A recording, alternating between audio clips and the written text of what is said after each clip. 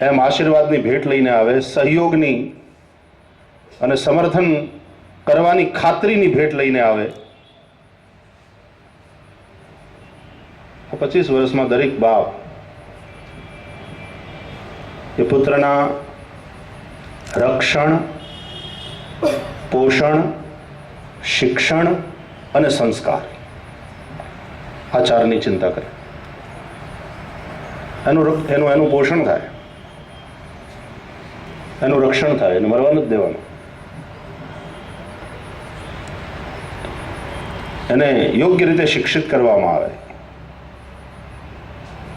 અને એને સંસ્કાર આપવામાં આવે. અને 25 વર્ષનો થાય દીકરો, આવી રીતે એનું રક્ષણ, પોષણ, શિક્ષણ અને સંસ્કાર આ ચારેય વસ્તુ મળે ને 25 વર્ષનો થાય પછી જ ખરા અર્થમાં બાપને એમ થાય કે હવે કામે ચડશે. કામે તો હવે ચડવાનું.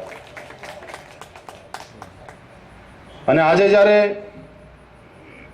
આ વિશેષાંકનું વિમોચન આપણે કરી રહ્યા છીએ અને વેબસાઇટ પણ લોન્ચ કરી, ત્યારે ભગવાનને પ્રાર્થના કરું છું કે ગાંધીનગર સમાચાર દૈનિકનું પણ કલેવર આવું સરસ, એટ્રેક્ટિવ, સુંદર બને અને કન્ટેન્ટ્સ તો તમે ઘણા એવડા સંસ્કાર આપ્યા છે ને, એટલે સકારાત્મક પત્રકારિતા.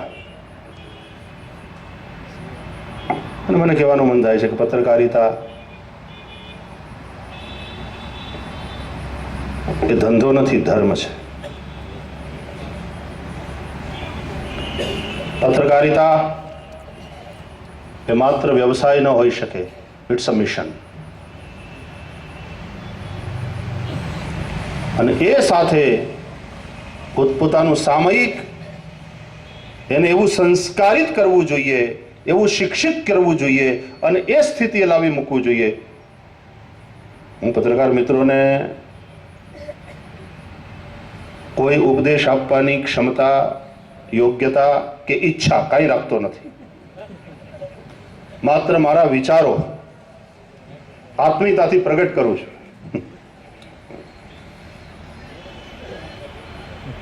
પણ એક વસ્તુ પાકી કે આ માત્ર વ્યવસાય નથી, ઇટ્સ અ મિશન. પત્રકારિતા એ ધંધો નથી માત્ર, એ ધર્મ છે. એક સમય હતો હિન્દુસ્તાનમાં ધર્મનો બહુ પ્રભાવ હતો.